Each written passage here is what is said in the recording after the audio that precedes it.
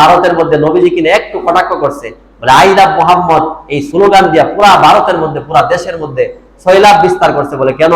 বলে জনাবে রাসূলুল্লাহ সাল্লাল্লাহু আলাইহি ওয়াসাল্লামের একটা মুহূর্ত, নবীজির একটা কথা, নবীজির একটা ব্যবহার, নবীজির একটা উঠা বসা, নবীজির হাসি কাশি, নবীজির কথা, সবগুলোর মধ্যে এই মানব জাতির জন্য শান্তি ছিল। এই জন্য নবীজির একটা বিষয়গুলা নিয়ে কেউ কথা বললে, সাধারণ একটা মানুষ, আপনি একটু ভাবেন, নবীজির বাড়ি সৌদি আরবে, এই সৌদি আরবের মানুষের প্রতি বিনদেশীরা, বেদুর্মীরা পর্যন্ত, হিন্দুরা পর্যন্ত নবীজির প্রশংসা করে। সম্মানিত হাজিরিন, আমি আপনাদের সম্মুখে সূরাতুল হুজরাতের 12 নম্বর আয়াতে কারিমা তেলাওয়াত করলাম। এই আয়াত খানাকে সামনে রেখে আজকে আমরা আমাদের পূর্বে আলোচিত আলোচ্য বিষয় কথা বলার শিষ্টাচার, যে বিষয়টা নিয়ে আমরা আলোচনা করতেছিলাম, আমরা 7টি শিরোনামে আলোচনা শুনতেছিলাম। আজকে 10টি শিরোনামে আলোচনা শুনব। মোট 7, 10, মোট 17টি। এই 17টি কথা বলার শিষ্টাচার যদি কেউ মাথায় রাখতে পারে, সামনে রেখে যদি কথা বলতে পারে, আশা করা যায় জিহ্বার মাধ্যমে যে গুনাহগুলো সংঘটিত হই, আল্লাহ তাআলা আমাকে আপনাকে এই শিষ্টাচার জানা থাকার কারণে এই গুনাহগুলোর থেকে আল্লাহ হেফাজত করবেন। বলে আমি আপনি যদি এই শিষ্টাচার অনুযায়ী আমার আপনার জিহ্বাকে যদি পরিচালনা করি, তাহলে আমার আপনার জিহ্বা সচরাচর গুনাহ থেকে মুক্ত হতে পারবে, মুক্ত থাকতে পারবে। এর মধ্যে আজকের আলোচনার 1 নম্বর বিষয় হলো ধীরে ধীরে কথা বলা, মানে তাড়াহুড়া না করা। এটা হলো কথা বলার শিষ্টাচার। এর মধ্যে অন্যতম একটি শিষ্টাচার হলো ধীরে ধীরে কথা বলা। সহিহ হাদিসের প্রসিদ্ধ কিতাব সহিহুল বুখারী, এই কিতাবের 3568 নম্বর হাদিসের বর্ণনা। কিতাবুল মানাকিব, মানে মর্যাদা ও বৈশিষ্ট্য, বাবু সিফাতিন নবী সাল্লাল্লাহু আলাইহি ওয়াসাল্লাম, নবীজির বর্ণনা প্রসঙ্গে। হযরত আম্মা জান আয়েশা সিদ্দিকা রাদিয়াল্লাহু তাআলা আনহার বর্ণনা। বলে আম্মা জান আয়েশা সিদ্দিকা রাদিয়াল্লাহু তাআলা আনহা উনি বলেন, আন্নাহা ক্বালাত, তিনি বলেন, আলা ইউজিবুকা আবু ফুলানিন জা ফাজালাসা ইলা জানিবি হুজরাতি ইউহাদ্দিসু আন রাসূলিল্লাহি সাল্লাল্লাহু আলাইহি ওয়াসাল্লাম ইউসমিউনি যালিক। আম্মা জান আয়েশা সিদ্দিকা রাদিয়াল্লাহু তাআলা আনহা বলেন, আলা ইউজিবুকা আবু ফুলানিন, তুমি উমুকের ব্যাপারে, উমুকের অবস্থা দেখে তুমি কি মনে করো? বলে যা, তিনি আসলেন, যে ব্যক্তিরা সম্পর্কে বলতেছেন, যে ব্যক্তিরা আসলেন। ফাজালাসা ইলা জানিবি হুজরাতি ইউহাদ্দিসু আন রাসূলিল্লাহি সাল্লাল্লাহু আলাইহি ওয়াসাল্লাম ইউসমিউনি যালিক, এসে আমার হুজরার পাশে বসে আমাকে শুনিয়ে হাদিস বর্ণনা করলেন। বলে ওয়াকুনতু উসাব্বিহু, এমত অবস্থায় আমি সালাতি ছিলাম, মানে নামাজ আদায় করতেছিলাম। আম্মাজান বলেন আমি নামাজ পড়তেছি, এমত অবস্থায় একজন ব্যক্তি আসলেন। আসার পর নবীজির হাদিস আমার নিকট বর্ণনা করলেন। কারণ আম্মাজান তো পর্দার ভিতরে, ওই ব্যক্তিটা পর্দার বাহিরে। বলে এই যে পর্দার ভিতরে, পর্দার বাহিরে থেকে হাদিস বর্ণনা করলেন, আমি নামাজত অবস্থায়। বলে ফাকামা ক্বাবলা আন আকদিয়া সুবহা, বলে আমার নামাজ শেষ হওয়ার আগেই সে হাদিস বর্ণনা করে চলে গেলেন। কারণ ওই ব্যক্তিরা তো দেখতেছে না যে আম্মাজান কি নামাজ পড়ে নাকি এমনি এমনি বসা। বলে সে হাদিস বর্ণনা করে চলে গেলেন, তাড়াহুড়া করে হাদিস বর্ণনা করলেন। আমি নামাজের মধ্যে থাকতেই, নামাজ শেষ করার আগেই ব্যক্তিরা উঠে চলে গেলেন।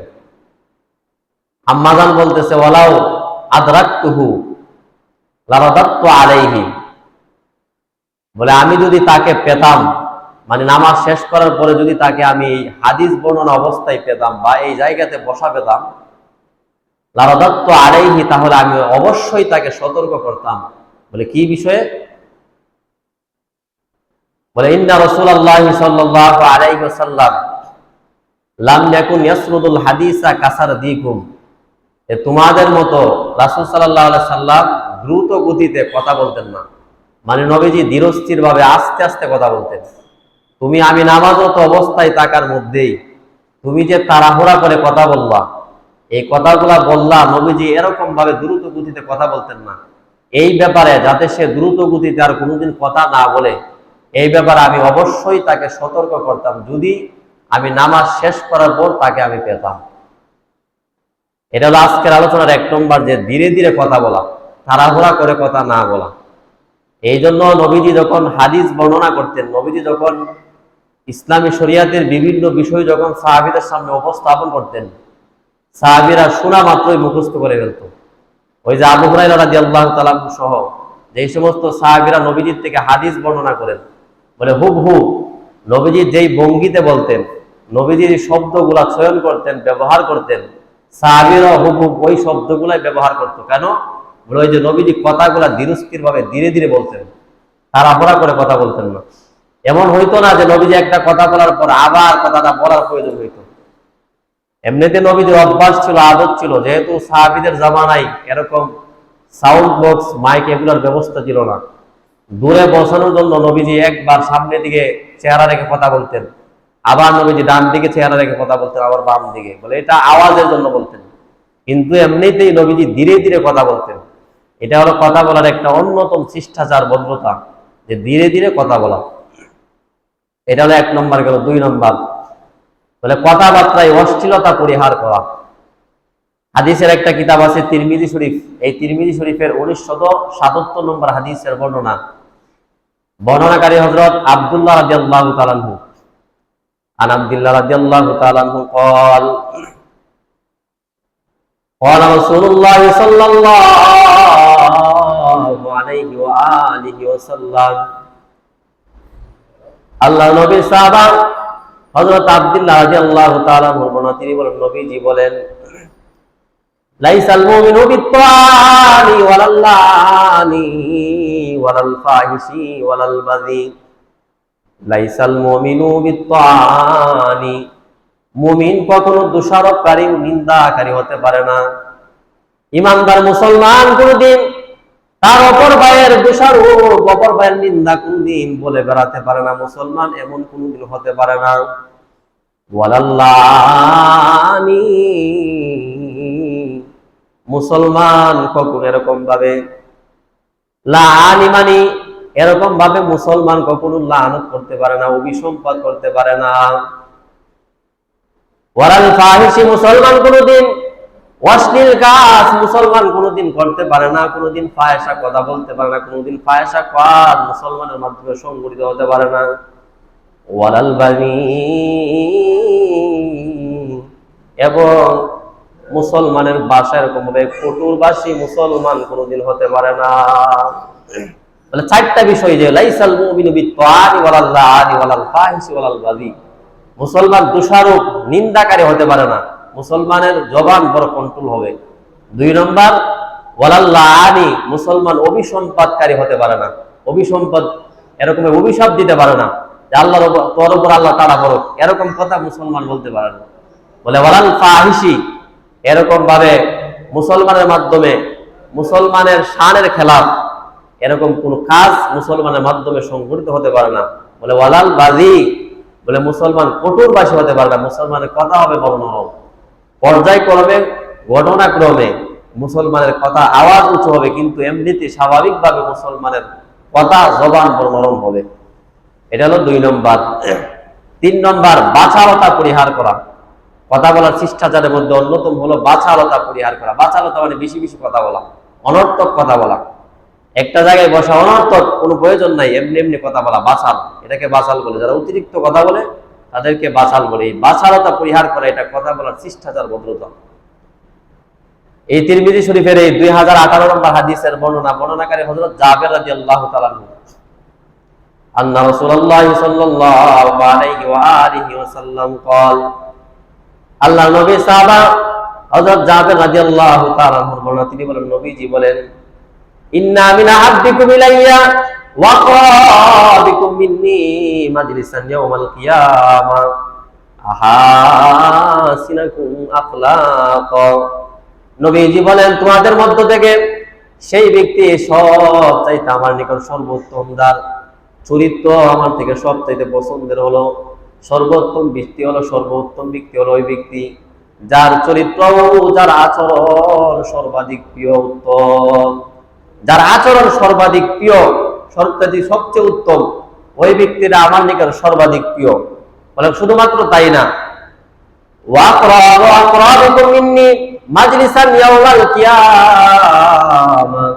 যার চরিত্র যত ভালো, যার আমল আখলাক যত ভালো, যার ব্যবহার যত সুন্দর, কিয়ামতের দিন সে মানুষটা তত আমি নবীর কাছাকাছি কিয়ামতের দিন থাকবে। ওই মানুষটা সবচাইতে বেশি কাছাকাছি থাকবে যেই মানুষটার চরিত্র আচরণ সবচাইতে উত্তম। যার চরিত্র যত ভালো, নবীজি বলে ওই উম্মতটা তোমাদের মধ্যে ওই ব্যক্তিরা আমার তত কাছাকাছি থাকবে। এরপরে হাদিসের মধ্যে, এরপরে অংশের মধ্যে নবীজি বলেন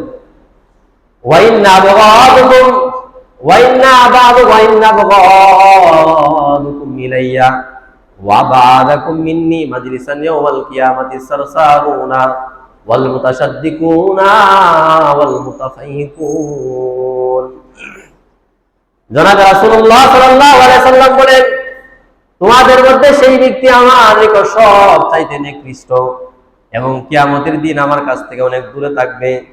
তারা হলো, আল্লাহর নবী বলেন, সারসারুনা, এক নম্বর হলো বাচাল, যারা অতিরিক্ত কথা বলে, প্রয়োজন ছাড়া যারা কথা বলে বেড়ায়, অনর্থক কথা যারা বলে তাদেরকে বাচাল বলে, এক নম্বর বাচাল ব্যক্তি। দুই নম্বর নবীজি বলেন ওয়াল মুতাসাদ্দিকুন, নিকৃষ্ট দাম্ভিক ব্যক্তি। তিন নম্বর নবীজি বলেন ওয়াল মুতাফাইহিকুন, মুতাফাইহিকুনরা।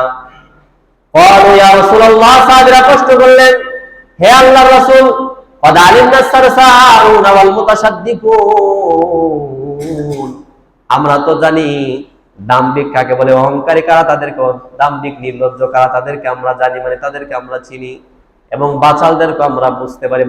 সে বাচাল যারা বেশি কথা বলে তাদেরকে বাচাল হিসাবে আমরা জানি। ওয়াল মুতাফাইহিকুন, ফামাল মুতাফাইহিকুন, হে আল্লাহর রাসূল, মুতাফাইহিকুন কারা? আল্লাহর নবী জনাবে রাসূলুল্লাহ সাল্লাল্লাহু আলাইহি সাল্লাম জবাব দিলেন, ক্বালা আল মুতাকাব্বিরুন, মুতাফাইহিকুন হলো, মুতাকাব্বিরুন মানে অহংকারীরা। এই তিন ধরনের ব্যক্তি, এক নম্বর হলো সারসারুন, আল মুতাসাদ্দিকুন, আল মুতাফাইহিকুন, বাচাল ব্যক্তি। সে কিয়ামতের দিন নবীজি বলে আমার সবচাইতে দূরে থাকবে এবং সে আমার কাছে নিকৃষ্ট। আরেকজন হলো আল মুতাসাদ্দিকুন, যে নির্লজ্জ দাম্ভিক, যার লজ্জা শরম নাই। এই জন্য প্রত্যেক নবীরা তাদের উম্মতদেরকে বলছেন, ইজালাম তাস্তাহি ফাসনামা শি'তা, তোমার যদি লজ্জা না থাকে তুমি যা মন চায় তা করো। একজন মানুষের যদি লজ্জা না থাকে সে যা মন চায় তাই করতে পারে। এই জন্য লজ্জাশীলতার গুণে গুণান্বিত হওয়া, এটা সবচাইতে বড় একটা দৌলত। দুই নম্বর, তিন নম্বর হলো আল মুতাফাইহিকুন মানে অহংকারীরা। এই তিন ধরনের ব্যক্তি নবীজির কাছে সবচাইতে নিকৃষ্ট এবং কিয়ামতের দিন সবচাইতে দূরে থাকবে। আল্লাহ তাআলা আমাদেরকে এই তিন দল ব্যক্তি থেকে আল্লাহ হেফাজত করুক। এটা হলো আজকের আলোচনার তিন নম্বর, যে বাচালতা পরিহার করা, এটা হলো কথা বলার শিষ্টাচার, ভদ্রতা। চার নম্বর যে বিষয়, এটা হলো বাকপটুতা না দেখানো। বাকপটুতা মানে তার জিহ্বাকে ঘুরায় ঘুরায় কথা বলা, অথবা অনেকে দেখবেন তো কথা বলার সময় এক দাঁত আরেক দাঁতের সাথে লাগায়া মানে খুব বিকট আওয়াজ করে কথা বলে, এরকম না করা, এরকম করে কথা না বলা, এটা করতে নবীজি নিষেধ করছেন। হাদিসের একটা কিতাব আবু দাউদ শরীফে, আবু দাউদ শরীফের 5005 নম্বর হাদিসের বর্ণনাকারী হযরত আব্দুল্লাহ ইবনে আমর রাদিয়াল্লাহু তাআলা, উনি বলেন, ক্বালা রাসূলুল্লাহ সাল্লাল্লাহু আলাইহি ওয়া আলিহি ওয়াসাল্লাম, ইন্নাল্লাহা আযজা ওয়া জাল ইয়াবগিদুল বালিগা মিনার রিজাল আল্লাযী ইয়াতাকাল্লামু বিলিসানি তাকাল্লুলাল বাকিরাতি বিলিসানিহা। জনাবে রাসূলুল্লাহ সাল্লাল্লাহু আলাইহি সাল্লাম বলেন, নিশ্চয় আল্লাহ তাআলার নিকট সেসব লোকেরা সবচাইতে নিকৃষ্ট, সবচাইতে অপছন্দের লোকেরা হলো তারা আল্লাযী ইয়াতাকাল্লামু বিলিসানি, যারা তাদের জিহ্বাকে তাদের দাঁতের সাথে লাগিয়ে বিকট শব্দ করে কথা বলে। যারা এরকম ভাবে তাদের দাঁতের সাথে জিহ্বাকে লাগিয়ে বিকট শব্দ করে কথা বলে, তাকাল্লুলাল বাখিরাতি বিলিসানিহা। আল্লাহর নবী জনাবে রাসূলুল্লাহ সাল্লাল্লাহু আলাইহি সাল্লাম বলেন, গাভী তার জিহ্বাকে নেড়ে যেমন করে, গাভী দেখবেন একটা গরু বা গাভী আপনি যদি ঘাসের মধ্যে দিয়া দেন, ঘাস খাওয়ার পর দেখবেন তার জিহ্বাকে, পানি পান করার পর তার জিহ্বাকে যেরকম এদিক সেদিক নাড়াচাড়া করে, যে সমস্ত মানুষেরা ওই সমস্ত কথা বলে, ওই মানুষগুলা আল্লাহ জাল্লা শাআনুহু রব্বে কারীমের নিকট সব চাইতে বড় পছন্দের, সব চাইতে বড় নিকৃষ্টরা, যারা মুখ বাঁকা করে কথা বলে, জিহ্বাকে এদিক সেদিক করে কথা বলে, ঘুরায় ফিরা কথা বলে, মানে বাপসাপ নিয়ে কথা বলে, তাদেরকে বলছে তারা সব চাইতে নিকৃষ্ট। এই হলো 4 নম্বর। 5 নম্বর যে বিষয়টা হলো মানুষকে আকৃষ্ট করার জন্য চিত্তাকর্ষক কথা না বলা, মানুষকে আকৃষ্ট করার জন্য কথাগুলা চিত্তাকর্ষক না হওয়া, মানে অনেক অভিনয় করে কথা না বলা। অনেকে দেখবেন মুখ টুক বাঁকা করে বিভিন্ন স্টাইল নিয়ে কথা বলে, এই স্টাইল নিয়ে কথা বলতে নবীজি নিষেধ করছেন, বলে এটা অভদ্রতার মধ্যে পড়ে, এটা ভদ্রতা না, বলেন এইগুলা পরিহার করে কথা বলা, এটা হলো কথা বলার শিষ্টাচার, ভদ্রতা। এই আবু দাউদ শরীফের এই 5006 নম্বর হাদিসের বর্ণনাকারী হযরত আবু হুরায়রা রাদিয়াল্লাহু তাআলা আনহু। আর নবী হুরায়রা রাদিয়াল্লাহু তাআলা আনহু قال رسول الله صلى الله عليه وآله وسلم من تعلم صرف الكلام। আল্লাহর নবী সাহাবা আবু হুরায়রা রাদিয়াল্লাহু তাআলা আনহু বর্ণনা, জনাব রাসূলুল্লাহ সাল্লাল্লাহু আলাইহি ওয়াসাল্লাম বলেন, মান তাআল্লামা সরফাল কালাম, মান তাআল্লামা, যে ব্যক্তি চিত্তাকর্ষক কথাগুলা শিখে, লিয়াসবিয়া বিহি কুলুবার রিজালি ওয়াবিন নাস, লোকদেরকে, মানুষদেরকে আকৃষ্ট করার জন্য, মানুষদের অন্তরকে আকৃষ্ট করার জন্য যে ব্যক্তি চিত্তাকর্ষক কথাগুলা শিখে, মান তাআল্লামা, যে ব্যক্তি শিখে, লাম ইয়াকবালিল্লাহু মিনহু ইয়াউমাল কিয়ামাতি সরফান ওয়ালা আদলা, কিয়ামতের দিন আল্লাহ তাআলা এই অপরাধের কারণে আল্লাহ তাআলা তার তওবা এবং তার ফিদিয়া, তার দান সদকাগুলো আল্লাহ তাআলা গ্রহণ করবে না। যেই ব্যক্তি মানুষকে, অন্তরকে আকৃষ্ট করার জন্য, বলে মান তাআল্লামা সরফাল কালাম, সরফাল কালাম মানে চিত্তাকর্ষক কথা, চিত্তাকর্ষক কথা যে ব্যক্তি শিখে এবং বলে, কিয়ামতের দিন লাম ইয়াকবালিল্লাহু মিনহু ইয়াউমাল কিয়ামাতি সরফান ওয়ালা আদলা, আল্লাহ তাআলা তার তওবা এবং তার দান সদকা, মানে ফিদিয়া মানে দান সদকা, মানে নফল দান সদকাগুলো আল্লাহ গ্রহণ করবে না, কবুল করবে না, যদি এরকম অভ্যাস থাকে। এটা হলো ভদ্রতা, শিষ্টাচার, 5 নম্বর। 6 নম্বর, কথাগুলো সংক্ষিপ্ত হওয়া, মানে লম্বা চড়া না হওয়া, অল্প সময়ে কথাবার্তা বলতে পারা, এটা অনেক যোগ্যতার বিষয়, মানে যোগ্য মানুষের একটা বৈশিষ্ট্য, তারা সংক্ষিপ্ত আকারে কথা বলে, বিস্তারিত হবে না। বলে এটা আবু দাউদ শরীফের 5008 নম্বর হাদিসের বর্ণনাকারী হযরত আমর ইবনে আস রাদিয়াল্লাহু তাআলা আনহু, ওনার বর্ণনা। আমর ইবনে আস রাদিয়াল্লাহু তাআলা আনহু তিনি বলেন, ক্বালা ইয়াওমান, তিনি বলেন, তিনি কোন একদিন বললেন, ফাকামা রাজুলুন ফাকসিরুল কাওলা, কোন একজন ব্যক্তি ওনার সামনে লম্বা চড়া বক্তব্য দিয়েছেন, লম্বা চড়া ভাষণ দিলেন। ফাকালা আমর, হযরত আমর ইবনে আস রাদিয়াল্লাহু তাআলা আনহু তিনি বললেন, লাউ ফাসাদা ফি কওলি, লাউ ফাসাদা ফি কওলিহি লাকানা খায়রুল্লাহ, ওই ব্যক্তিরা যদি তার বক্তব্য, তার আলোচনা সংক্ষিপ্ত করত, লাকানা খায়রুল্লাহ, তাহলে এটা তার জন্য উত্তম হতো, ভালো হতো। বলে কেন?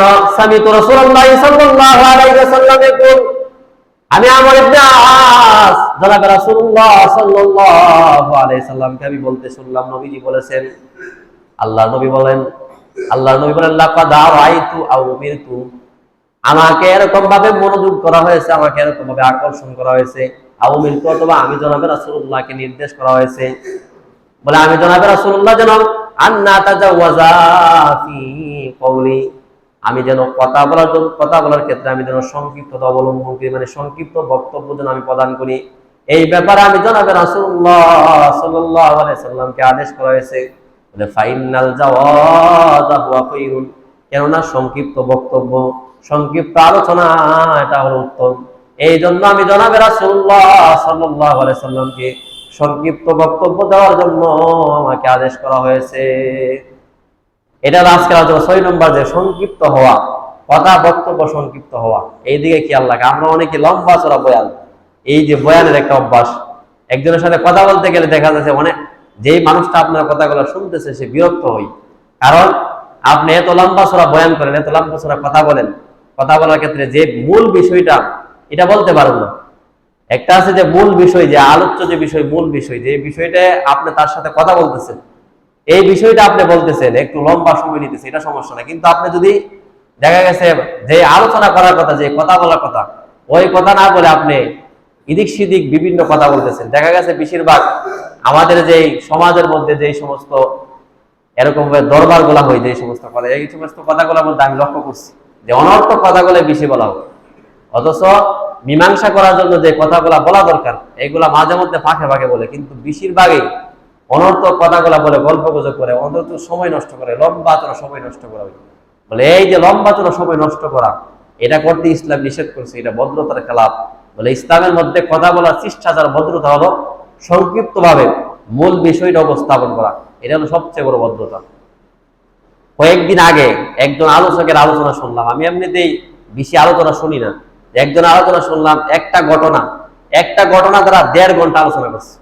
অথচ এই 1.5 ঘন্টা বয়ানের মধ্যে একটা আয়াত বলে নাই, হাদিস বলে নাই, কোন একটা আয়াতের অংশ বলে নাই, একটা গল্প কাহিনী।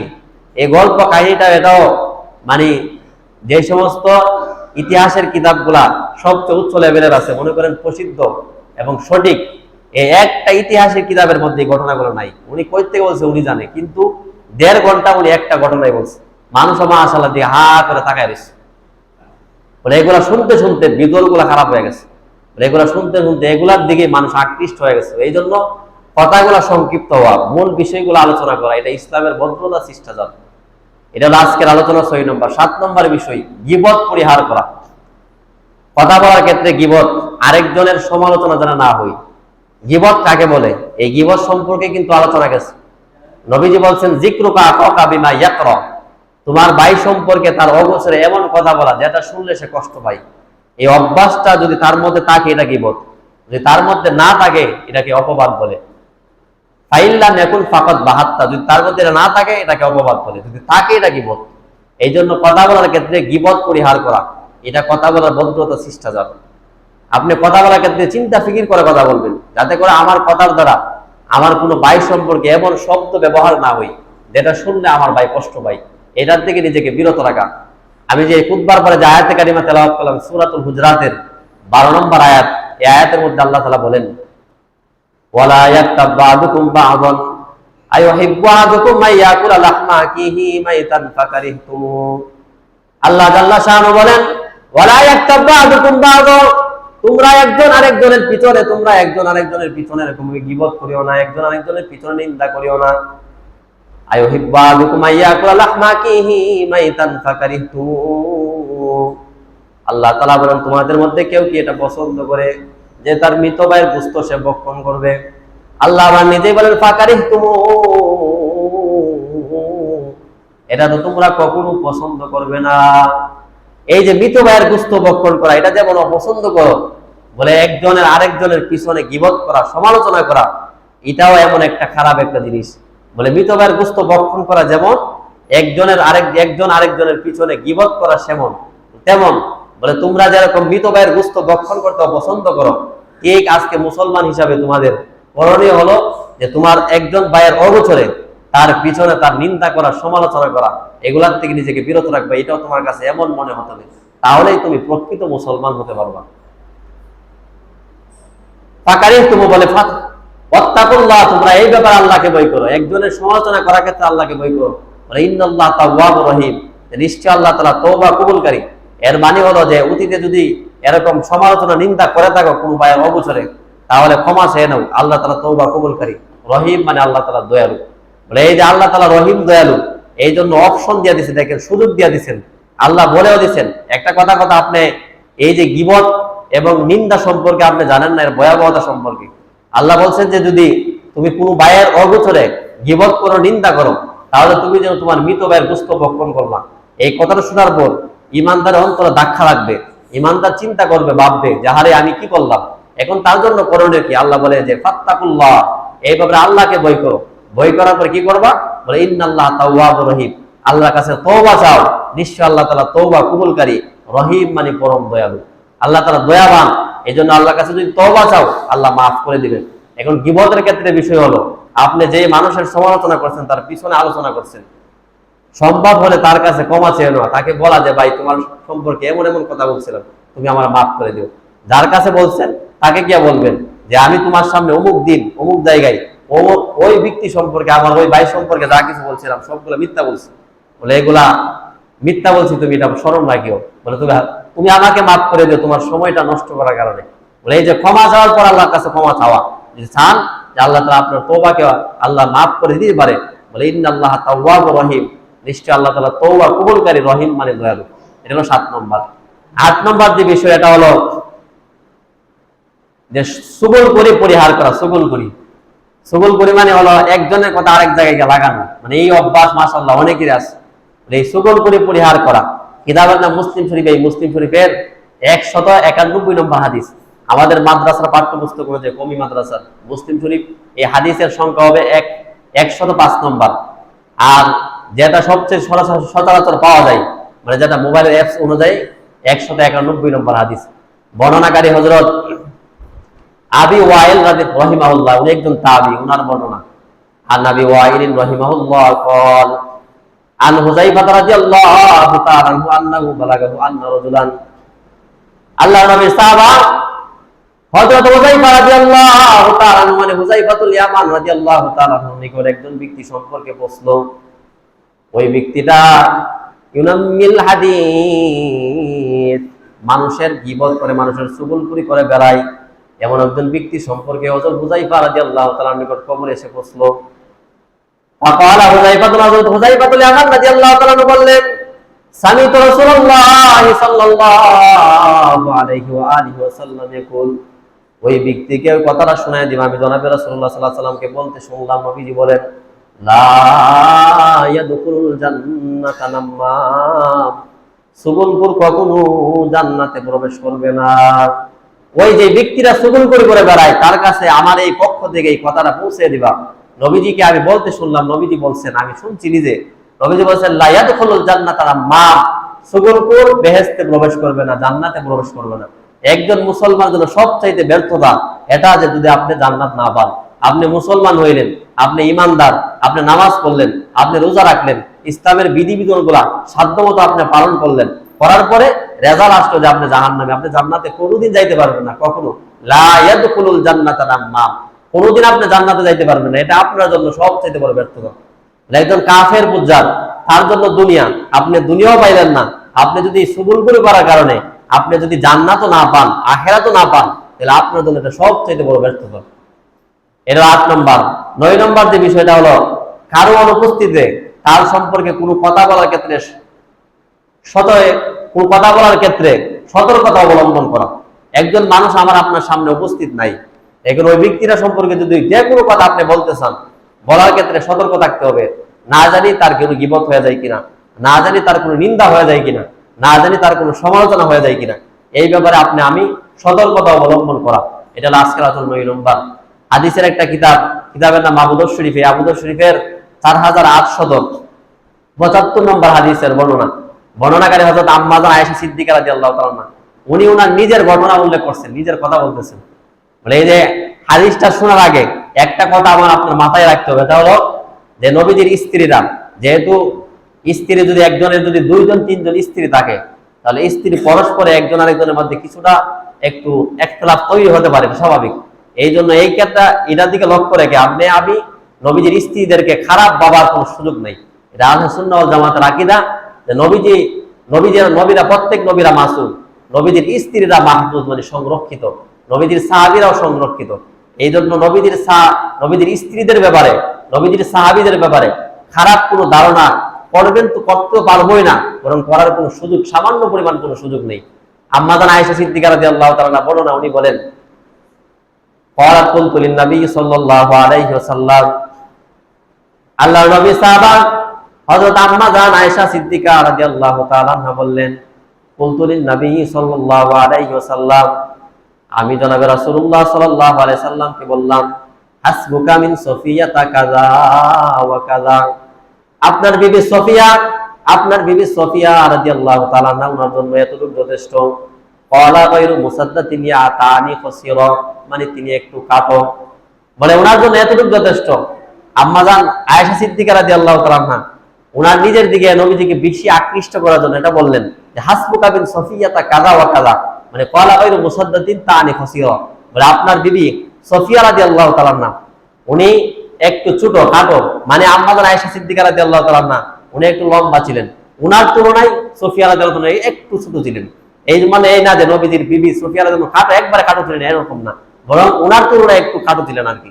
এই জন্য উনি বললেন, এই কথাটা বলার পর বলে ফাকালা, জনাবে রাসূলুল্লাহ সাল্লাল্লাহু আলাইহি ওয়াসাল্লাম বললেন, লাকাদ কুলতু কালিমাতান লাউ মুজিদাত বিমাইল বাহরি লামাজাতহু। এ আয়েশা, তুমি আজকে যে কথাটা আমার সামনে সুফিয়া ব্যাপারে বললা, তোমার এই কথাটার যে একটা বিষাক্ততা, তোমার এই কথাটার যে একটা পাওয়ার, এটা যদি আমি সমুদ্রের মধ্যে রাখি, সমুদ্রের পানি গুলার রং পরিবর্তন হয়ে যাবে।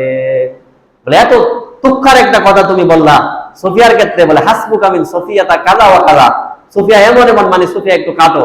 এই কথাটা যে তুমি আমার সামনে বললা, আমার স্ত্রী সুফিয়া যদি এটা জানতে পারে শুনে, তাহলে তার মনটা, তার দিলটা ভেঙে চুরমার হয়ে যাবে। বলে এই যে তোমার কথার যে একটা ধাক্কা, যে একটা হিট, এই কথার এই হিট ধাক্কাটাকে যদি আমি এরকম সমুদ্রের পানির মধ্যে রাখি, সমুদ্রের বিশাল পানিগুলোর রং পরিবর্তন হয়ে যাবে। এই জন্য কারো অনুপস্থিতিতে কথা বলার ক্ষেত্রে সতর্কতা অবলম্বন করা, এই দিকে খেয়াল রাখা, এটা কথা বলার ভদ্রতা শিষ্টাচার। আজকের আলোচনা 9 নম্বর। 10 নম্বর যে বিষয়, এটা আজকের আলোচনা শেষ। 10 নম্বর বিষয় হলো, আমি আপনি তিনজন আছি, দেখা গেছে আর রাস্তার পাশে বা দোকানে আমি আপনি তিনজন আছি। এই তিনজন থাকার পরে দুইজনে কানাকানি কথা না বলা, মানে কানে কানে পিস করে কথা না বলা। যদি আমি আপনি যদি কানে কানে পিস করে কথা বলি, তৃতীয় যে আরেকজন আছে ওই ব্যক্তিটা দেখার পর কষ্ট পাবে। এই জন্য এটা নিষেধ। এই জন্য কথা বলার শিষ্টাচার ভদ্রতা হলো এই ক্ষেত্রে খেয়াল রাখা। আমরা অনেক আছে দেখবেন, অনেক মানুষগুলা বসা, এর মধ্যে একজনকে ডাক দিয়ে নিয়ে আসে একটু দূরে, যাওয়ার পর তার কাছে কানাকানি কি জানে বলে। কথাগুলা বলার পর অন্যরা যায় বসা পাশে, তারা মনে মনে ভাবে আরে না জানি কি বলতেছে। আপনি যদি বালা কথা বলেন, তারপর তার মনে কষ্ট লাগবে। এই জন্য এটা নিষেধ, এরকম করা যাবে না। বুখারী শরীফের 6290 নম্বর হাদিসের বর্ণনা। এই হাদিসের মধ্যে আছে হযরত আব্দুল্লাহ রাদিয়াল্লাহু তাআলা বর্ণনা। তিনি বলেন, নবীজি জনাবে রাসূলুল্লাহ সাল্লাল্লাহু আলাইহি ওয়াসাল্লাম বলেন, ইযা কুনতুম সালাসান, যদি তোমরা তিনজন থাকো, তোমরা তিনজন উপস্থিত আছো, থাকার পর ফালা ইয়াতানাজা রাজুলান দুনাল আখর, দুইজন যেন কানে কানে কথা না বলে, অন্যজন ব্যতীত, মানে তিনজন তৃতীয় পক্ষ ব্যক্তিটাকে বাদ দিয়ে দুইজন কানে কানে কথা না বলে। বলে এই কানে কানে কথা বলতে ইসলাম আমাকে আপনাকে নিষেধ করছেন। বলে যদি এরকম ভাবে আমি আপনি যদি কানে কানে কথা বলি, আমার অপর মুসলমান ভাই কষ্ট পাবে। এই জন্য ইসলামের কথা বলার ভদ্রতা শিষ্টাচার হলো আমি আপনি দুইজনে কানে কানে কথা না বলা। বলে তৃতীয় পক্ষ সে কষ্ট হবে এই জন্য। কিন্তু যদি ওই মানুষটাকে সাথে নিয়ে যদি কথা বলেন, তাহলে নবীজি বলেন আজলা আই ইউজিয়াহু, তাহলে কোনো সমস্যা নেই, অসুবিধা নেই। যদি কথার কথা তিনজন লোক আছেন, তিনজন আস্তে আস্তে এরকম ভাবে একজন আরেকজনের কাছে গিয়া খুব আস্তে আস্তে কথা বলছেন, এটা সমস্যা নেই। কিন্তু আপনি দুইজন কথা বলছেন, তৃতীয় পক্ষ তাকে বাদ দিয়া, তাহলে সে কষ্ট হবে। এই জন্য ইসলামের পক্ষ থেকে নিষেধ। এই হলো মোট 10টি বিষয় আজকে আমরা আলোচনা করলাম কথা বলার শিষ্টাচার ভদ্রতা নিয়ে। এর আগের জুমায় বলা হয়েছিল 7টি, 7 আর 10 মোট 17টি। এই 17টি ভদ্রতা শিষ্টাচার সামনে রেখে আমি আপনি যদি কথা বলতে পারি, তাহলে আমার আপনার কথা দুনিয়ার সবচাইতে উত্তম কথা হবে। আমার আপনার কথার দ্বারা কেউ কোনোদিন কষ্ট পাবে না। বলে একজন মানুষ আপনার যোগ্যতা কম হোক, একজন খ্রিস্টানের বক্তব্য, একজন মানুষ তার যোগ্যতা কম হোক এবং তার এরকম টাকা পয়সা অর্থ কম হোক, কিন্তু তার আচার ব্যবহার, তার চরিত্র যদি ভালো থাকে, তাহলে এই মানুষটা দুনিয়ার মধ্যে শ্রেষ্ঠ মানুষ। বলে কেন? বলে দিন শেষে আপনার সবগুলা থাকবে না, আপনার টাকা পয়সা থাকবে না, আপনার যোগ্যতা থাকবে না, আপনার প্রভাব প্রতিপত্তি থাকবে না, কিন্তু আপনার ব্যবহার, আপনার আচার আচরণ, আপনার কথাবার্তা এগুলা কিন্তু থাকবে। আপনি মৃত্যুবরণ করার পরেও আপনার এই বিষয়গুলা নিয়ে মানুষ আলোচনা করবে। জনাবে রাসূলুল্লাহ সাল্লাল্লাহু আলাইহি ওয়াসাল্লাম এর সাহাবীরা এবং নবীজি সহ 1500 বছর আগে আমাদের থেকে দুনিয়া থেকে চলে গেছেন। ভারতের মধ্যে নবীজি কিনে একটু কটাক্ষ করছে, বলে আই লাভ মুহাম্মদ, এই স্লোগান দিয়া পুরা ভারতের মধ্যে, পুরা দেশের মধ্যে সয়লাভ বিস্তার করছে। বলে কেন? বলে জনাবে রাসূলুল্লাহ সাল্লাল্লাহু আলাইহি ওয়াসাল্লামের একটা মুহূর্ত, নবীজির একটা কথা, নবীজির একটা ব্যবহার, নবীজির একটা উঠা বসা, নবীজির হাসি কাশি, নবীজির কথা, সবগুলোর মধ্যে এই মানব জাতির জন্য শান্তি ছিল। এই জন্য নবীজির একটা বিষয়গুলা নিয়ে কেউ কথা বললে, সাধারণ একটা মানুষ, আপনি একটু ভাবেন, নবীজির বাড়ি সৌদি আরবে, এই সৌদি আরবের মানুষের প্রতি বিনদেশীরা, বেদুর্মীরা পর্যন্ত, হিন্দুরা পর্যন্ত নবীজির প্রশংসা করে। হিন্দুরা পর্যন্ত এক হিন্দুর বক্তব্য হলো, এক হিন্দু ধর্মগুরুর বক্তব্য হলো যে আমাদের এই পৃথিবীতে যে সমস্ত মানুষেরা দুনিয়াতে আগমন করছে, আজ পর্যন্ত এরকম মুহাম্মদ রাসূলুল্লাহর মতো একজন মানুষ আর দুনিয়াতে আসে নাই। একজন হিন্দুর বক্তব্য। বলে কেন? বলে নবীজির এই ব্যবহার, আচার আচরণ, আখলাক, কথাবার্তা এরকম সুন্দর ছিল, এজন্য নবীজির কথা শুনেই বহু কাফেররা মুসলমান হয়ে গেছে। এজন্য আজকের দিকে আমার আপনার কথাবার্তা, আমার আপনার উঠা বসা, চলাফেরা, সবগুলার ক্ষেত্রে এই শিষ্টাচার গুলা অবলম্বন করে যদি আমি আপনার কথা বলি, আমি আপনি যদি চলাফেরা করি, একদিন আমি আপনি থাকবো না, কিন্তু মানুষ আমাকে আপনাকে স্মরণ করবে, আমি আপনি মরেও অমর হয়ে থাকতে পারবো। আল্লাহ তাআলা আমাদেরকে এই কথা বলা, শিষ্টাচার, ভদ্রতা গুলা সামনে রেখে উত্তম পন্থায় কথা বলার তৌফিক আল্লাহ তাআলা আমাকে আপনাকে দান করুন।